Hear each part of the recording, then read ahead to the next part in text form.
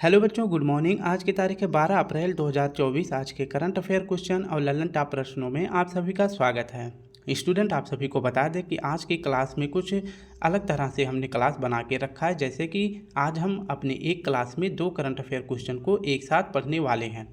तो सबसे पहले हम पढ़ेंगे उत्कर्ष क्लासेस का करंट अफेयर, फिर हम पढ़ेंगे रोजगार विद अंकित सर का करंट अफेयर। ठीक है, तो दोनों क्लासेस को एक साथ पढ़ने वाले हैं एक क्लास में। ठीक है, तो दोनों करंट अफेयर एक क्लास में पढ़ने वाले हैं और यह क्लास जो है 30 से 35 मिनट की होगी।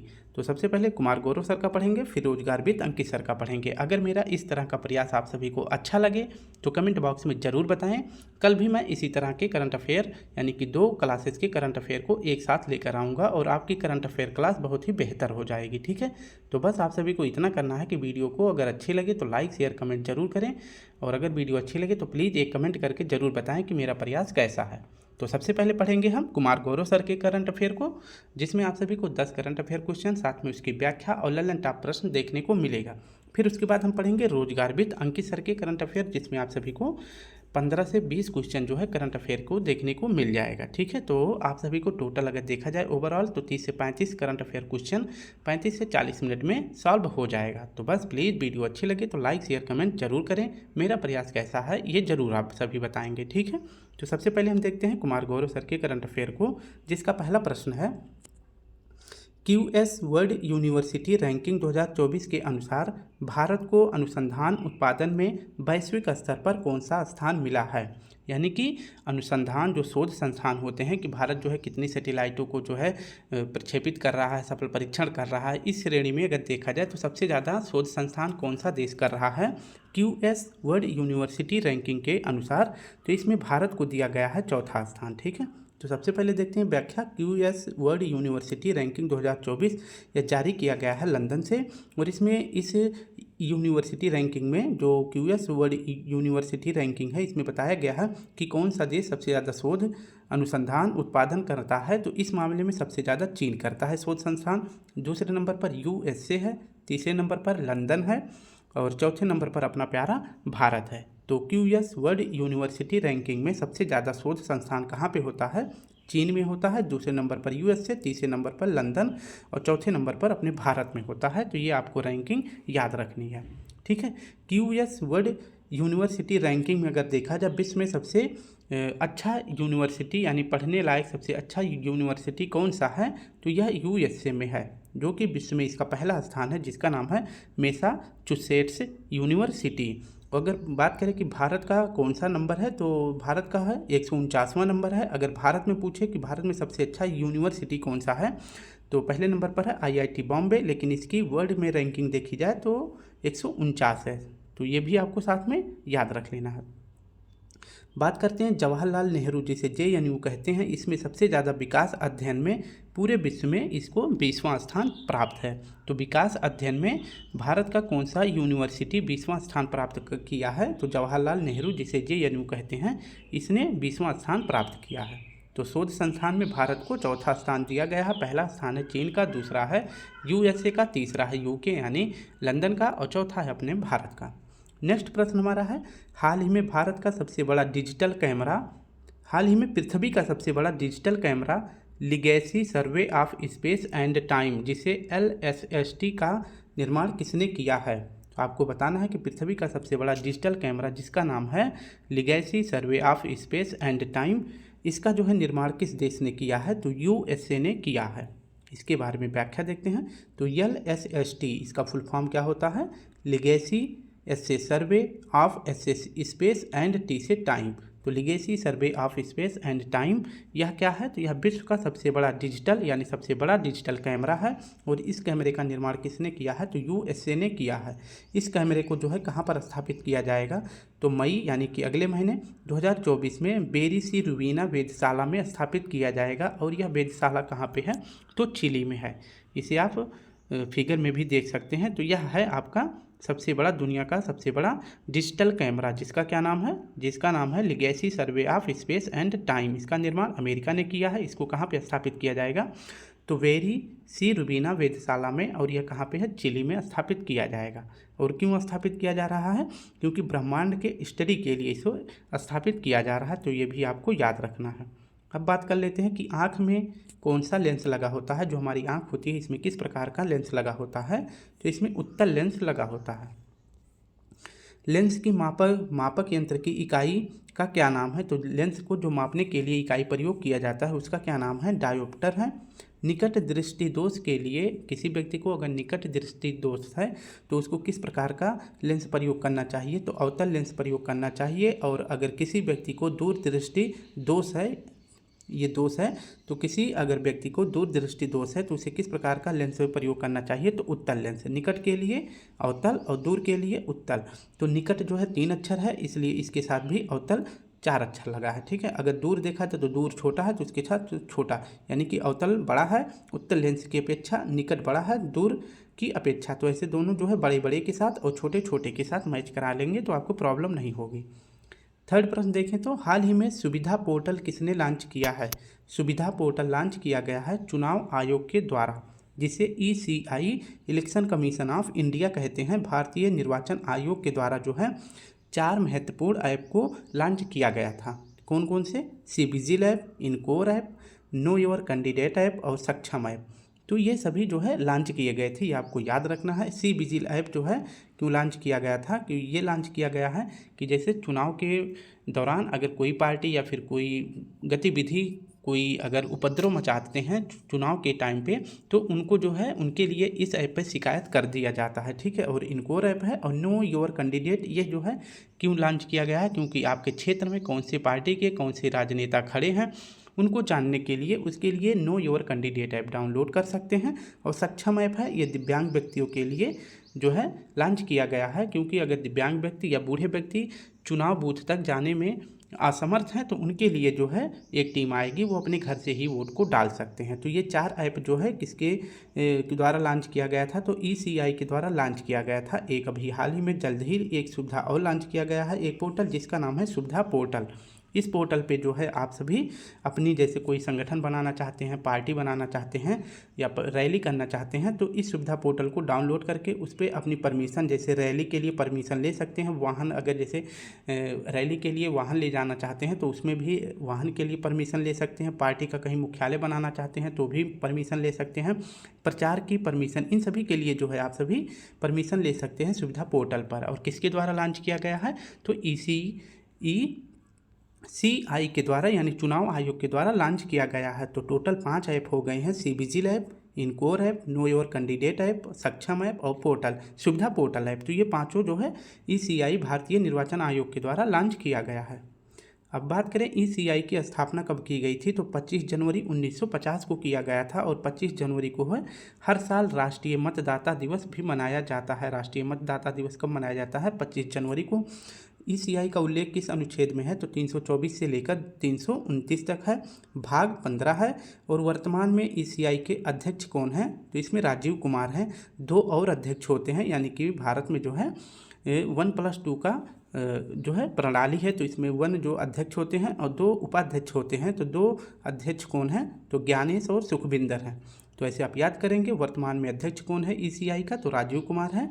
और 2 उपाध्यक्ष कौन है, तो ज्ञानेश और सुखविंदर। किसी को ज्ञान मिल जाएगा तो उसकी ज़िंदगी जो है सुख सुविधा से बीतने लगेगी। तो ज्ञान सुख दोनों एक साथ याद कर लेंगे, हमें सिर्फ टिक करना है, ठीक है। अब बात करते हैं चौथे करंट अफेयर के बारे में। हाल ही में जारी कार्बन मेजर्स रिपोर्ट के अनुसार वर्ष 2016 के बाद से दुनिया की शीर्ष ग्रीन हाउस गैस उत्सर्जन कंपनी कौन सी है। तो 2016 के बाद अगर देखा जाए सबसे ज़्यादा ग्रीन हाउस गैस कौन सी कंपनी उत्सर्जित करती है, तो ये आपका सही जवाब हो जाएगा सऊदी अरामको, ठीक है। और यह किस रिपोर्ट के आधार पर बताया गया है, तो कार्बन मेजर्स रिपोर्ट के आधार पर बताया गया है कि 2016 से अब तक जो है सबसे ज़्यादा ग्रीन हाउस गैस उत्सर्जन करने वाली कंपनी है सऊदी अरामको। ये कहाँ की कंपनी है, तो सऊदी अरब की है। इसके बारे में व्याख्या देखें तो कार्बन मेजर्स रिपोर्ट 2016 से लेकर 2022 के बीच में रिपोर्ट जारी करी गई है। इस रिपोर्ट में बताया गया है CO2 का उत्सर्जन जो है 80% किससे हो रहा है, तो जीवाश्म ईंधन से हो रहा है। जीवाश्म ईंधन किस प्रकार के हैं, जैसे आपका पेट्रोल, डीजल, कोयला, ये सभी जीवाश्म ईंधन है। और सीमेंट उद्योग, तो 80% योगदान जो है किसका है कार्बन उत्सर्जन में, जीवाश्म ईंधन का और सीमेंट उद्योग का। तो ये दोनों मिलकर जो है 80% कार्बन का उत्सर्जन कर रहे हैं। इसमें जो है 80% में जो है 3 बड़ी कंपनियां हैं जो कार्बन उत्सर्जन कर रही है। तो सबसे बड़ी कंपनी जो कार्बन उत्सर्जन कर रही है तो सऊदी अरब की है, सऊदी अरामको इसका नाम है। रूस की कंपनी है गजप्रोम, अपने भारत की भी इसमें शामिल है एक कंपनी जिसका नाम है कोल इंडिया। तो ये तीनों कंपनी को आप सभी को याद रखना है। सबसे ज़्यादा कार्बन उत्सर्जन किससे हो रहा है? जीवाश्म ईंधन से और सीमेंट उद्योग से। कितना? 80%। और सबसे ज़्यादा कंपनी कौन सी प्रदूषण कर रही है? तो सऊदी अरामको कर रही है, दूसरे पर गजप्रोम है और तीसरे पर कोल इंडिया है। नेक्स्ट बात करते हैं, ये है आपकी सऊदी अरब की सऊदी अरामको कंपनी। ये गजबन पानी वाले जो है सबसे ज़्यादा प्रदूषण फैला रहे हैं, कार्बन उत्सर्जन कर रहे हैं। अगर बात करें कि भारत के द्वारा जो है शुद्ध शून्य कार्बन उत्सर्जन का लक्ष्य कब तक रखा गया है, तो 2070 तक रखा गया है। 5वां प्रश्न देखें तो हाल ही में भारत ने लगातार 5वीं बार WTO में किस सब्सिडी के संबंध में शांति खंड लागू किया है? तो WTO में भारत जो है किस सब्सिडी के लिए शांति खंड लागू किया है? तो ये आपका सही जवाब हो जाएगा चावल के लिए। और ये कितनी बार लगातार? तो 5वीं बार लगातार शांति खंड लागू किया है। इसके बारे में व्याख्या देख लेते हैं तो आपको क्लियर हो जाएगा। तो WTO की अगर फुल फॉर्म देखें तो वर्ल्ड ट्रेड ऑर्गेनाइजेशन होता है, इसे विश्व व्यापार संगठन कहते हैं। इसकी स्थापना 1 जनवरी 1995 को हुआ था। इसका मुख्यालय जिनेवा में है। और जो है WTO की वर्तमान हेड या फिर कहे तो पहली महिला हेड कौन बनाई गई हैं? तो नाकोजी उंकाजा इबेला जी बनाई गई हैं। इसके द्वारा जो है खाद्य सुरक्षा के लिए सब्सिडी निर्धारित करी जाती है। इसमें बताया गया है कि 2% से अधिक सब्सिडी जो है कोई भी अपने देश में लागू नहीं कर सकता है। लेकिन इसमें जो है भारत जो है चावल का उत्पादन, आप सभी को पता है कि भारत जो है अपने देश में कितनी तरह से मतलब वोट के लिए या फिर कह सकते हैं किसी भी सुविधा के लिए, हमको राजनीति के अंदर नहीं जाना है, तो जो है भारत जो है अनाज वितरण के मामले में जो है चावल को वितरण करता है। तो इसमें जो है बताया गया है कि 2% से अधिक जो है वितरण नहीं कर सकते हैं। लेकिन भारत सरकार जो है कितना कर रहा है? तो 10% सब्सिडी कर रहा है। ठीक है। और बात कितनी कही गई है WTO के द्वारा? 2%, लेकिन भारत कितना कर रहा है? 10% कर रहा है और ये 5 साल से लगातार कर रहा है। ठीक है। अगर बात करें भारत में जो है चावल का उत्पादन कितना है, तो $52.8 मिलियन है। ये आपको याद रखना है। ठीक है। तो भारत में चावल का उत्पादन कितना है? तो $52.8 मिलियन है। और इस प्रकार से भारत जो है 10% की सब्सिडी दे रहा है अपने देश में। और ये 5 साल से लगातार 2% से ज़्यादा, कभी 8%, कभी 6%, कभी 9%, तो इस बार जो है 10% की सब्सिडी दे रहा है। अब बात करते हैं तो इसे तो मतलब इसका क्या प्रॉब्लम है कि 2% अगर कह रहा है तो 10 क्यों दे रहे हैं? अगर दे रहे हैं तो भारत को इसके लिए क्या दंड मिल सकता है या फिर किस प्रकार का प्रावधान है?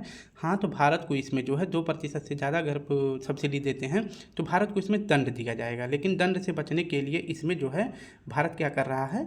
भारत अपने दंड से बचने के लिए शांति खंड को लागू कर रहा है। शांति खंड को लागू करने का मतलब होता है कि जो दंड की प्रक्रिया होती है वो कुछ लंबे समय बाद मिलेगी। ठीक है। कुछ लंबे समय बाद मिलेगी, तत्काल नहीं मिलेगी। ठीक है। तो इसीलिए जो है भारत जो है 5 बार से लगातार शांति खंड लागू कर रहा है। ठीक है। तो ये आपको याद रखना है। ब्रीचिंग जो है ब्रीचिंग दी लिमिट, यानी कि दंड प्रक्रिया जो होती है उसको जो है लांघ जा रहा है। कुछ समय के बाद भारत को मतलब दंड मिलेगा, लेकिन कुछ समय बाद मिलेगा। तो इससे बचने के लिए, दंड से बचने के लिए भारत जो है शांति खंड लागू कर रहा है। तो ये आपको याद रखना है। एक बार प्रश्न फिर से पढ़ देते हैं। हाल ही में भारत ने लगातार 5वीं बार WTO में किस सब्सिडी के संबंध में शांति खंड लागू किया है? तो आपको याद रखना है चावल के क्षेत्र में। ठीक है। और किसी फसल को मत याद रखना। चावल के क्षेत्र में भारत जो है 5वीं बार लगातार शांति खंड लागू किया है WTO में। अब बात कर लेते हैं WTO का पुराना नाम क्या है? तो WTO का पुराना नाम है GATT, और जो है 1995 से GATT का नाम बदल के WTO रख दिया गया है। WTO का नवीनतम देश कौन सा है? तो अफगानिस्तान है। वर्तमान में टोटल देश कितने हैं? तो 164 हैं। WTO की स्थापना किस संधि की तहत हुई है? तो WTO की स्थापना जो है एक आपका हो जाता है 1995 में इसकी स्थापना हुई थी। लेकिन अगर बात करें किस संधि से हुई थी, तो मराकेश संधि से हुई थी। और कब हुई थी? तो 1994 में हुई थी। अब बात करते हैं रोम की संधि से। आप सभी को बताना है किस संगठन की स्थापना होती है? तो EU की, यानी यूरोपियन यूनियन की स्थापना होती है रोम की संधि से। और मराकेश की संधि से किसकी स्थापना होती है? तो WTO की स्थापना होती है। छठा प्रश्न है, हाल ही में 18 दिवसीय गौर त्यौहार कहाँ मनाया गया है? ये क्वेश्चन अभी आप सभी को जब मैं रोजगार वित्त अंकित सर का करंट अफेयर पढ़ाऊंगा तो भी ये करंट अफेयर क्वेश्चन मिलेगा। तो इसमें ज़्यादा टाइम नहीं लेंगे क्योंकि दोनों सर ने एक ही साथ जो है अपने एक ही करंट अफेयर क्वेश्चन को पढ़ाया है। ठीक है, तो बात करते हैं कि 18 दिवसीय गणगौर त्यौहार कहाँ मनाया गया है। तो यह मनाया गया है राजस्थान में। गणगौर त्यौहार कहाँ मनाया जाता है, तो 18 दिवसीय महोत्सव है और यह चैत्र माह में मनाया जाता है, राजस्थान में मनाया जाता है। अगर ऑप्शन में आप सभी को राजस्थान के बजाय अगर मध्य प्रदेश मिले तो आपका सही जवाब हो जाएगा मध्य प्रदेश भी हो जाएगा। गणगौर का मतलब होता है, देख लेते हैं। गण का मतलब होता है शिव जी और गौर का मतलब होता है माता पार्वती। ठीक है, तो इनकी जो है पूजा करी जाती है। कुछ व्याख्या यहाँ दे रहे हैं, कुछ व्याख्या वहाँ दे देंगे। ठीक है, तो इसमें जो है अविवाहित महिलाएं यानी कि जो लड़कियाँ होती हैं उनके द्वारा भी मनाया जाता है और वो जो है श्रेष्ठ पति के लिए इसमें पूजा अर्चना करती हैं। लेकिन जो विवाहित महिलाएं होती हैं उनके पास तो पति होते हैं तो उनकी दीर्घ आयु के लिए इसमें पूजा किया जाता है। तो आपको याद रखना है गणगौर त्यौहार कहाँ मनाया जाता है, राजस्थान में। ये आप देख सकते हैं, ये शिव जी की प्रतिमा और जो है माता पार्वती जी की प्रतिमा बनाई जाती है, जो कि या तो मिट्टी से बनाई जाती है या फिर लकड़ी से बनाई जाती है। अब कुछ महत्वपूर्ण फेस्टिवल देख लेते हैं। नवरेह फेस्टिवल जम्मू कश्मीर में, सरहुल झारखंड में, गुड़ी पड़वा महाराष्ट्र में, हॉर्नबिल नागालैंड में, चिकल कालो गोवा में, सिग्मो गोवा में, अंडूरी उत्तराखंड में। इसके बाद बथुकम्मा या फिर बोनालू, बोनालू है, मैंने लिख दिया बोलालू लेकिन ये बोनालू है। तो ये दोनों कहाँ पे मनाए जाते हैं, तेलंगाना में। ऊंट महोत्सव कहाँ मनाया जाता है, ये मनाया जाता है बीकानेर में। ऊँटों के ऊपर जो उस्ता कला करी जाती है, मतलब जो ऊँट के पीठ पे आप देखते होंगे जो वो दरी रखी जाती है डिजाइन वाली, उसको क्या बोलते हैं, तो उसको उस्ता कला बोलते हैं। ठीक है, तो उस्ता कला बोलते हैं और इसे अभी हाल ही में जीआई टैग भी दिया गया है। तो अगर बात करें कि उस्ता कला को हाल ही में जीआई टैग दिया गया है, उस्ता कला जो है किस जगह से संबंधित है, तो बीकानेर से संबंधित है। ये भी आपको याद रख लेना है। नेक्स्ट प्रश्न बात करते हैं, 7वां प्रश्न। हाल ही में वाव अंतर्राष्ट्रीय साहित्यिक पुरस्कार से किसे सम्मानित किया गया है। तो अंतर्राष्ट्रीय साहित्यिक पुरस्कार जो है किसके द्वारा जारी करा जाता है, वाव के द्वारा जारी करा जाता है। इस बार जो है किसे दिया गया है, तो ममता सागर जी को दिया गया है। अंतर्राष्ट्रीय साहित्य पुरस्कार जो है यह जो है किसके द्वारा दिया जाता है, तो वाव के द्वारा, जिसका फुल फॉर्म होता है वर्ल्ड ऑर्गेनाइजेशन ऑफ राइटर के द्वारा प्रदान किया जाता है। इस बार जो है किसे दिया गया है, तो ममता सागर जी को दिया जाता है। जब कोई पानी वगैरह में नहाने जाता है तो क्या बोलते हैं, वाव। तो ऐसे आप याद कर लेंगे, वाव जो है किसको दिया गया है, ममता जी को। ममता जी कहाँ गई हैं, पानी में नहाने, तो वाव ऐसे याद करेंगे। तो वाव के द्वारा कौन सी पुरस्कार प्रदान करी जाती है, तो अंतर्राष्ट्रीय साहित्य पुरस्कार प्रदान करी जाती है। ममता जी कहाँ की हैं, बेंगलुरु की हैं और इनको जो है कन्नड़ भाषा के लिए यह पुरस्कार प्रदान किया गया है। वो कहाँ पे प्रदान किया जाता है, अबूजा में। और अबूजा जो है किसकी राजधानी है, तो नाइजीरिया की राजधानी है। ये है ममता सागर जी। ठीक है, अब देख लेते हैं कि प्रभा वर्मा जी को भी सरस्वती सम्मान प्रदान किया गया है मलयालम भाषा के लिए। मिशेल टेलाग्रैंड को जो है इन्हें एबल पुरस्कार दिया गया है, जो कि मैथ का सर्वश्रेष्ठ सम्मान है। बीना अग्रवाल जो है इन्हें पहला ग्लोबल इनइक्वालिटी रिसर्च अवार्ड से भी सम्मानित किया गया है। तो ये 3 व्यक्तियों को आपको याद रखना है। भारत रत्न 2024 अभी जो है 5 लोगों को राष्ट्रपति द्रौपदी मुर्मू जी के द्वारा दिया गया है। एम स्वामीनाथन, कर्पूरी ठाकुर, चौधरी चरण सिंह, लाल कृष्ण आडवाणी, पीवी नरसिम्हा राव, इन सभी 5 व्यक्तियों को जो है भारत रत्न 2024 से सम्मानित किया गया है। 8वां प्रश्न देखते हैं, सड़क परिवहन और राजमार्ग मंत्रालय ने वर्ष 2023 से 2024 में कितने किलोमीटर राष्ट्रीय राजमार्गों का निर्माण किया है। तो आपको बताना है कि 2023-24 में राष्ट्रीय राजमार्गों की संख्या कितनी निर्माण की गई है, तो 12,349 किलोमीटर की राष्ट्रीय राजमार्ग का निर्माण किया गया है। इसके बारे में व्याख्या देखते हैं। तो सड़क परिवहन और राजमार्ग मंत्रालय के मंत्री कौन हैं, तो नितिन गडकरी जी हैं। इसमें जो है बताया गया है कि राष्ट्रीय राजमार्ग का निर्माण 2023-24 में कितना किलोमीटर किया गया है, तो 12,349 किलोमीटर का राजमार्ग निर्माण किया गया है, जो कि एक वर्ष में सेकंड सबसे बड़ा नंबर है। यानी कि यह जो है सबसे बड़ा तो नहीं है, लेकिन ये दूसरा सबसे बड़ा लंबाई में बनाया गया राष्ट्रीय राजमार्ग है। अगर बात करें कि सबसे बड़ा कब बनाया गया था, यानी कि सबसे ज़्यादा सड़कें कब बनाई गई थी, तो 2020 से 2021 में बनाया गया था। यह सबसे लंबा राष्ट्रीय राजमार्ग निर्माण किया गया था। और कितना किया गया था, कितना किलोमीटर, तो 13,327 किलोमीटर निर्माण किया गया था। और 2023-24 में कितना किया गया है, तो 12,349, जो कि अब की बार ये दूसरा सबसे बड़ा नंबर है। पहला वाला याद रखेंगे 2020 से 21 में किया गया था। अगर बात करें कि एक दिन में सबसे ज़्यादा बड़ा नेशनल हाईवे कब बनाया गया था, तो एक दिन में बनाया गया था 34 किलोमीटर। ठीक है, ये भी आपको याद रख लेना है। अब तक जो है जब से भारत आज़ाद हुआ है सबसे ज़्यादा जो है अगर बात करें एक दिन में कितने किलोमीटर की सड़कें बनाई गई हैं राष्ट्रीय राजमार्ग, तो 34 किलोमीटर की बनाई गई है। ये है राष्ट्रीय राजमार्ग और प्राधिकरण के मंत्री जिनका नाम है नितिन गडकरी जी। अब 3 महत्वपूर्ण प्रश्न देखते हैं। सबसे पहले पढ़ेंगे ढोला सादिया ब्रिज के बारे में। इसे जो है भूपेन हजारिका पुल भी कहते हैं और ये कहाँ पर है, तो यह असम को अरुणाचल से जोड़ता है। और अगर बात करें कि यह किस नदी पर बना है, तो नदी पर बना सबसे बड़ा भारत का नदी पर बना सबसे बड़ा पुल कौन सा है, तो ढोला सादिया पुल है। और अगर बात करें किस नदी पर बना है, तो यह लोहित नदी पर बना है। नेक्स्ट देखते हैं अटल सेतु। ये भी बहुत महत्वपूर्ण करंट अफेयर क्वेश्चन है। अटल सेतु का निर्माण जो है कहाँ पर किया गया है, तो महाराष्ट्र में किया गया है। ठीक है, कहाँ पर किया गया है, तो महाराष्ट्र में किया गया है। और यह कहाँ से कहाँ तक बनाया गया है, तो यह मुंबई से नवी मुंबई के बीच में बनाया गया है। इसकी टोटल लंबाई अगर पूछे कितनी है, तो 21.8 किलोमीटर है। लेकिन अटल सेतु जो है यह नदी पर नहीं बना है, यह समुद्र पर बना है। तो भारत में समुद्र के ऊपर बना सबसे बड़ा पुल कौन सा है, तो अटल सेतु है। पुल पर बना अटल सेतु है, नदी पर बना कौन सा है, भूपेन हजारिका या ढोला सादिया पुल है। नेक्स्ट हमारा है सुदर्शन ब्रिज। यह देश का सबसे बड़ा केबल यानी कि जो तारों से ब्रिज बनता है, तो सबसे बड़ा तारों से बना ब्रिज कौन सा है, तो सुदर्शन ब्रिज है। और कहाँ पर बना है, तो यह गुजरात में बना है। वर्तमान में सबसे लंबा राष्ट्रीय राजमार्ग कौन सा है, तो NH44 है, जिसे पहले NH7 भी कहा जाता था। देश की लंबाई में सबसे छोटा राष्ट्रीय राजमार्ग कौन सा है, तो NH47A है। ठीक है, NH47A है और यह कहाँ पर है, तो यह केरल में है। 9वां प्रश्न हमारा है, हाल ही में अंतर्राष्ट्रीय नारकोटिक्स कंट्रोल बोर्ड ने किसे तीसरे कार्यकाल के लिए चुना है, तो इसका सही जवाब हो जाएगा जगजीत पावड़िया जी को चुना गया है। ठीक है, मैंने गूगल पे इनकी फ़ोटो सर्च करी थी तो ये मुझे मतलब फीमेल दिख रही थी, जगजीत पावड़िया। तो मैंने इसको जो है मैंने फ़ोटो नहीं लगाया क्योंकि मुझे थोड़ा सा डाउट था, नाम जो है जेंट्स की तरह लग रहा है, लेकिन अगर मैंने सर्च किया तो फिर जो है वो फीमेल निकली हैं, तो फिर इसी वजह से मैंने नहीं डाला। आप सब लोग एक बार खुद से भी सर्च कर सकते हैं, जगजीत पावड़िया जो है डाल के गूगल पर सर्च करेंगे तो आपको एक महिला दिखेंगी।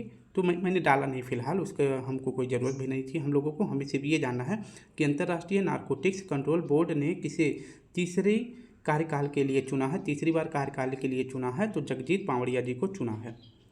INCB यानी अंतर्राष्ट्रीय नारकोटिक्स कंट्रोल बोर्ड, इसकी स्थापना 1968 में की गई थी। इसका मुख्यालय कहाँ पे है, जिनेवा में है, ये आपको याद रखना है। और अगर बात करें कि इसका कार्य क्या है, तो इसका कार्य है मादक नशीले पदार्थों की तस्करी को रोकना। ठीक है, इसमें जो अभी हाल ही में 5 साल के लिए कार्यकाल फिर बढ़ाया गया है किसका, तो इन्हें दोबारा चुना गया है जगजीत पावड़िया जी को, और अब की बार इन्हें तीसरी बार चुना गया है। ठीक है, तो आपको याद रखना है अंतर्राष्ट्रीय नारकोटिक्स कंट्रोल बोर्ड में शामिल होने वाले कौन हैं तीसरी बार, तो जगजीत पावड़िया जी हैं जो कि भारत की तरफ से हैं। और इसका कार्य क्या है, मादक या नशीले पदार्थों की तस्करी को रोकना। स्थापना भी याद रखेंगे 1968 में हुआ था। अब कुछ महत्वपूर्ण संगठनों के अध्यक्ष के बारे में पढ़ लेते हैं।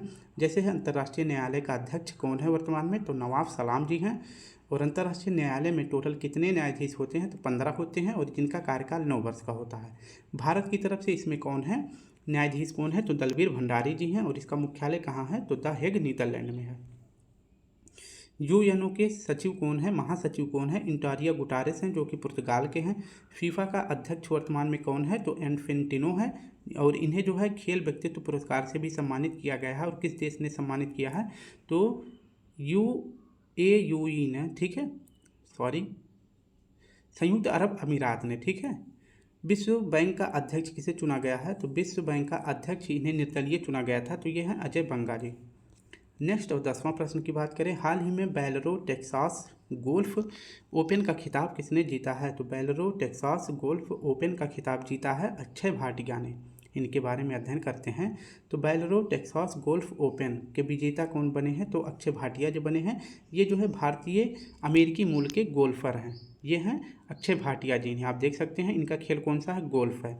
तो राइडर का अगर पूछे किस खेल से संबंधित है, तो गोल्फ से संबंधित है। पंकज आडवाणी का कौन सा खेल है, स्नूकर है। और बॉब जॉन्स पुरस्कार से अभी हाल ही में किसे सम्मानित किया गया है, तो टाइगर वुड्स को सम्मानित किया गया है। वैज्ञानिकों ने पृथ्वी के नीचे 700 किलोमीटर दूर खोजा है एक विशाल महासागर, ये आपको याद रखना है। वैज्ञानिकों ने पृथ्वी के नीचे 700 किलोमीटर दूर खोजा एक विशाल महासागर, ये आपको याद रख लेना है। तो इस प्रकार से स्टूडेंट हमने करंट अफेयर का जो कुमार गौरव सर का था उसको कंप्लीट कर लिया है। अब हम पढ़ेंगे रोजगार विद अंकित सर के करंट अफेयर को। इसमें कम व्याख्या रहता है लेकिन पूरी आप सभी को जानकारी मिल जाएगी। हाल ही में सी डोम वायु रक्षा प्रणाली किस देश के द्वारा विकसित किया गया है? तो सी डोम वायु रक्षा प्रणाली किस देश का है? तो यह इजराइल का है। इसके बारे में देख सकते हैं। सी डोम क्या है? एक नौसैनिक संस्करण की तरह है जो रॉकेट और मिसाइल खतरों से बचाता है। ये आप देख सकते हैं, जैसे ज़मीन के ऊपर जो है इजराइल ने आयरन डोम बना के रखा है, और उसी प्रकार से अब इजराइल जो है समुद्र में भी अपना एक जो है आयरन वायु रक्षा प्रणाली जो है बना के रख लिया है पानी के अंदर। ठीक है, तो आपको याद रखना है कि जो इजराइल देश है, इजराइल से अगर बात करें कौन सा महासागर लगता है, तो कौन सा सागर लगता है? तो भूमध्य सागर लगता है। तो उसी की तरफ जो है अपनी सिक्योरिटी को बढ़ाने के लिए सी डोम प्रणाली का सफल परीक्षण किसने किया है? इजराइल ने करा है, ये आपको याद रखना है। इजराइल की राजधानी का नाम है जेरूसलम, और यहाँ की मुद्रा कौन सी है? तो न्यू शेकल मुद्रा है। वायु रक्षा प्रणाली में अगर देखा जाए तो रूस में कौन सा है? तो S-400 रूस का है, और समर जो है वायु रक्षा प्रणाली अपने भारत का है। थर्ड जो है ये अमेरिका का वायु रक्षा प्रणाली है, यानी एयर डिफेंस सिस्टम है। दूसरा प्रश्न है, हाल ही में साइमन हैरिस किस देश के प्रधानमंत्री बने हैं? तो आपका सही जवाब हो जाएगा आयरलैंड के। आयरलैंड के पीएम कौन है? साइमन हैरिस बने हैं, और यहाँ की राजधानी, आयरलैंड की राजधानी डबलिन है, और यहाँ की मुद्रा है यूरो। ये आप देख सकते हैं साइमन हैरिस को।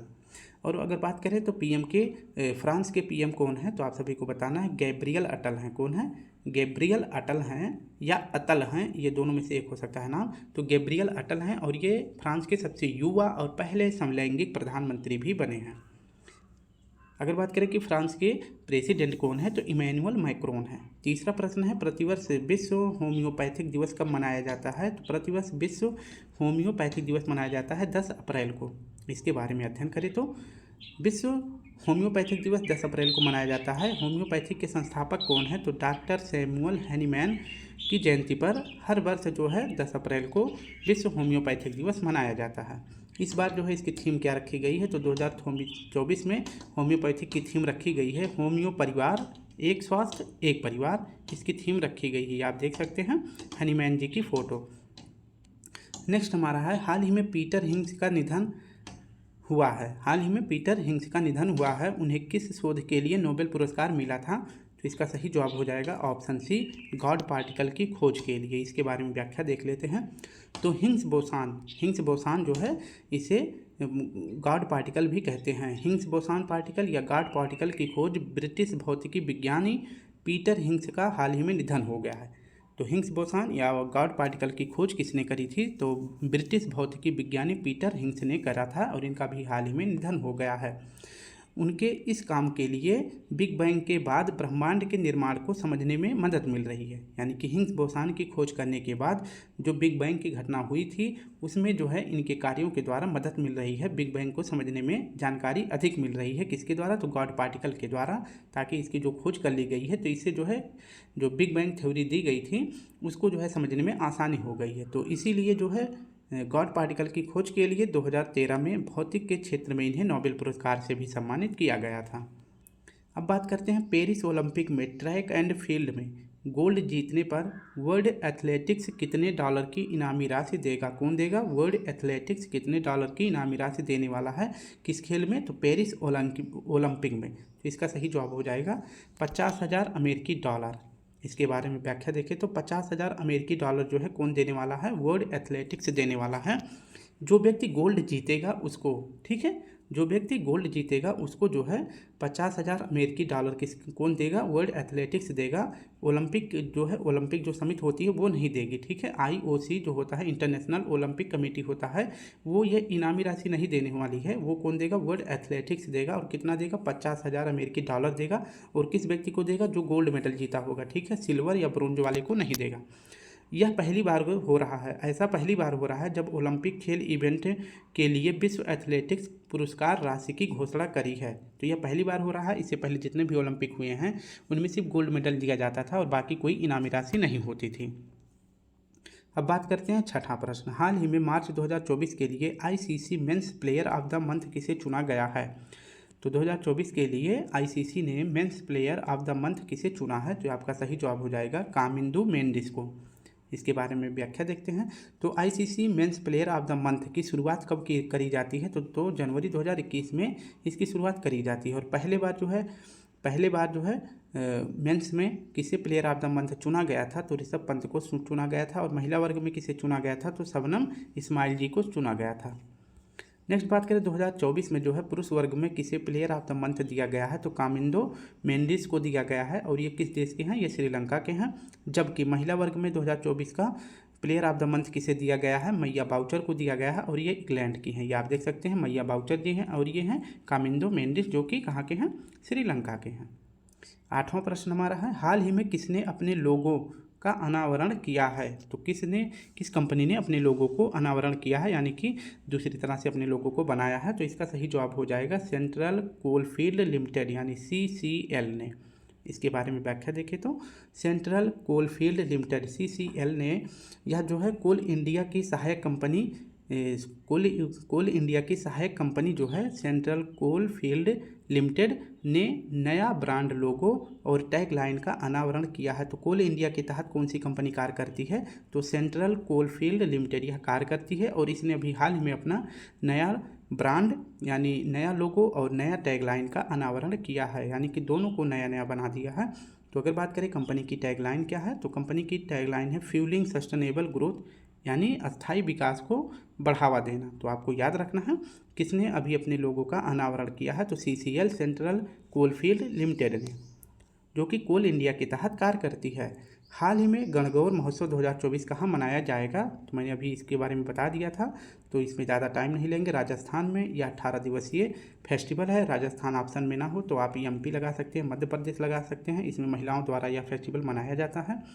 यह त्यौहार मुख्य रूप से गौरी यानी माता पार्वती के सम्मान पर केंद्रित है। यह फेस्टिवल जो है मध्य प्रदेश में भी मनाया जाता है। गण का मतलब शिव और गौरी जी को आप जानते हैं पार्वती मैया कहते हैं। और इसके बाद इसमें जो है इन दोनों की मूर्ति जो है मिट्टी या लकड़ी से बनाई जाती है।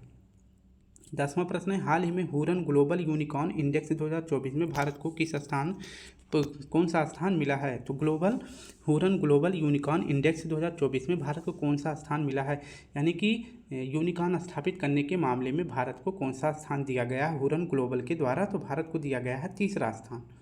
अगर बात करें पहला स्थान किसे मिला है यूनिकॉर्न स्थापित करने में, तो अमेरिका को, दूसरा चीन, तीसरा अपना भारत है। यूनिकॉर्न किसे कहते हैं, जिस कंपनी की कीमत जो है $1 अरब हो चुकी हो उसे यूनिकॉर्न कहते हैं।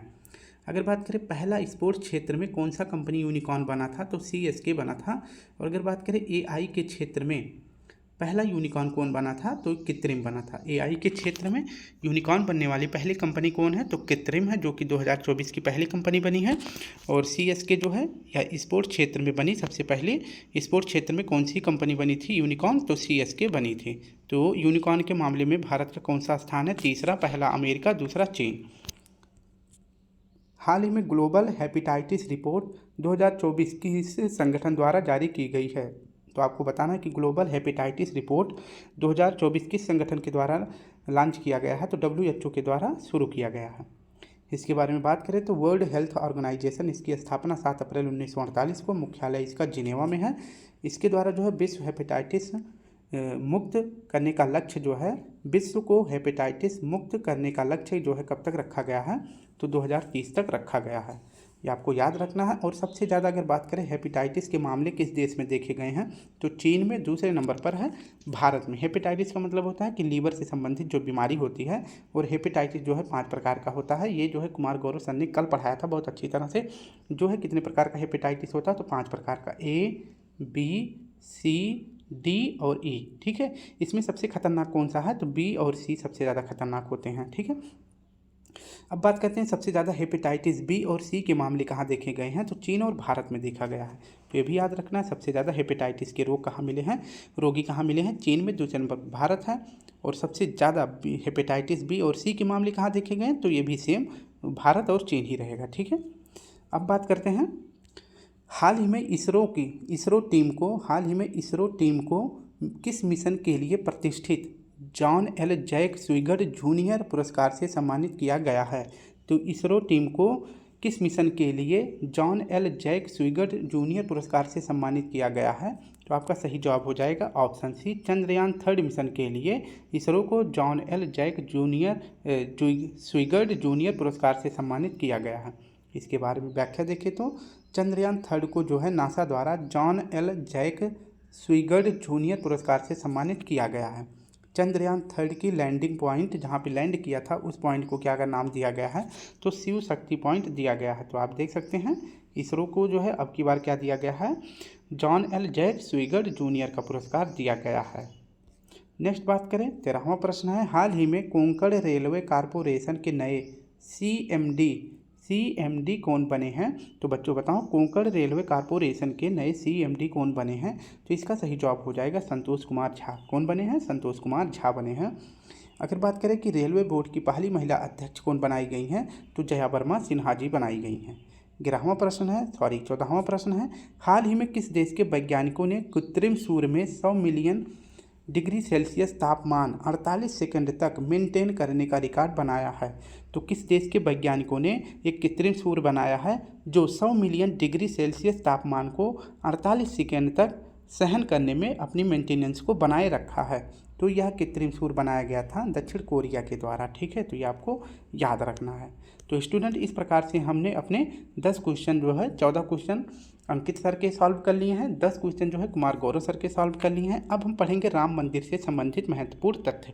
फैक्ट के तौर पे जल्दी 2 मिनट में रिवीजन कर लेंगे। ठीक है, तो देखते हैं भारत के सर्वोच्च न्यायालय ने किस वर्ष अयोध्या विवाद पर अपना फैसला सुनाया था? तो सर्वोच्च न्यायालय ने अपना फैसला कब सुनाया था? 9 नवंबर 2019 को, और इसमें जो है 5 जजों की पीठ बैठे थे।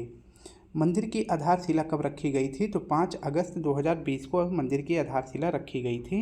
अगर बात करें अयोध्या श्री राम जन्मभूमि मंदिर का उद्घाटन कब था? तो 22 जनवरी 2024 को, और उद्घाटन समारोह किसके द्वारा किया गया था? तो पीएम मोदी जी द्वारा किया गया था। अयोध्या किस राज्य में स्थित है? तो ये सभी को पता है, उत्तर प्रदेश में है। नेक्स्ट है, अयोध्या राम मंदिर किस शैली में बना है? तो नागर शैली में बना है। तो मान लीजिए ये आपका है भारत। ठीक है, ये आपका भारत है, तो इसमें जो है 2 शैली है। ठीक है, तो जो भी उत्तर भारत में यानी कि नॉर्थ इंडिया में जो भी मंदिर बनते हैं वो नागर शैली में बनते हैं, और जो साउथ इंडिया में है वो जितने भी मंदिर बनते हैं वो किस शैली में बनते हैं? तो द्रविड़ शैली में बनते हैं। ये आपको याद रखना है। और बीच में थोड़ी सी जो जगह बचती है यानी कि मध्य प्रदेश के क्षेत्र में, यहाँ पे जो है किस शैली में बनाया जाता है? तो पंचायतन शैली में बनता है। ठीक है, तो बीच में पंचायतन, तो बीच में बैठा जाता है तभी तो पंचायत होती है।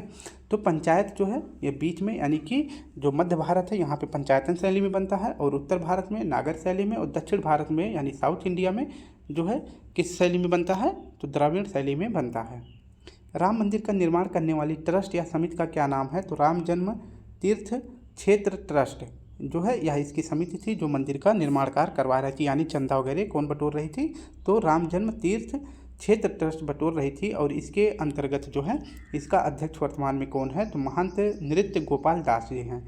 रामलला की मूर्ति का वास्तुकार यानी जो मूर्ति बनाई गई थी, इस मूर्ति को किसने बनाया था? तो श्री अरुण योगीराज जी ने बनाया था। और राम मंदिर के वास्तुकार, जो मंदिर पूरा बना था, इस मंदिर का जो है डिजाइन किसने दिया था? तो श्रीकांत सोमपुरा जी ने दिया था। तो मंदिर जो है किसने बनाया था? तो मंदिर बनाए थे चंद्रकांत सोमपुरा जी, और जो मूर्ति बनाया गया था तो श्री अरुण योगीराज जी के द्वारा बनाया गया था। नेक्स्ट है हमारा, अयोध्या के राम मंदिर में कितने मंडपों का निर्माण किया गया है? तो 5 मंडपों का निर्माण किया गया है। कौन कौन से हैं? नृत्य मंडप, रंग मंडप, सभा मंडप, प्रार्थना मंडप और कीर्तन मंडप। अयोध्या के निकट बहने वाली नदी कौन सी है? तो सरयू नदी है। अयोध्या राम मंदिर के निर्माण की अनुमानित लागत कितनी है? तो 1800 करोड़ है, इसे आप याद रखेंगे। नेक्स्ट देख लेते हैं कितनी मंजिल की है? तो 3 मंजिल की है, हर मंजिल जो है 20 फुट की है। अगर बात करें मंदिर की लंबाई कितनी है? तो 380 फीट है, चौड़ाई 250 फीट है, ऊंचाई 161 फीट है, और मंदिर में 392 खंभे हैं और 44 दरवाजे हैं। ये आपको याद रखना है। अयोध्या राम जन्मभूमि मंदिर में 13 स्वर्ण द्वार स्थापित किए गए हैं। कितने? तो 13 स्वर्ण द्वार भी स्थापित किए गए हैं। मंदिर का निर्माण कौन सी कंपनी कर रही थी? मतलब कि जो वहाँ पे मशीनें वगैरह लेकर आए थे, कंपनी का निर्माण कर रहे थे, किसने किया था? तो निर्माण किस कंपनी के द्वारा कराया गया था? तो लार्सन एंड टूब्रो कंपनी यानी L&T ने करवाया था। तो स्टूडेंट इस प्रकार से हमने महत्वपूर्ण करंट अफेयर क्वेश्चन, साथ में मंदिर से संबंधित प्रश्न जो कि कभी भी पूछा जा सकता है करंट अफेयर के माध्यम से, तो सभी को सॉल्व कर लिया है। टोटल 23 पेज था इस करंट अफेयर में। अगर वीडियो अच्छी लगे, प्रयास अच्छा लगे, अगर आप सभी को लगे कि थोड़ा जल्दी बोलते हैं तो बताना कि वीडियो छोटी रहे, इसकी वजह से थोड़ा जल्दी बोलने की प्रयास करते हैं। तो अगर वीडियो अच्छी लगे तो प्लीज़ लाइक शेयर कमेंट जरूर करें। वीडियो कैसी बनी है प्रयास कैसा है तो ज़रूर बताएं। नहीं तो हम कल की तरह जैसे सिर्फ कुमार गौरव सर के करंट अफेयर को लेके आते हैं वैसे ही लेकर आएंगे। तो प्लीज़ कमेंट बॉक्स में ज़रूर बताएं। तब तक के लिए आप सभी को हमारी तरफ से प्यारा सा जय हिंद, जय भारत।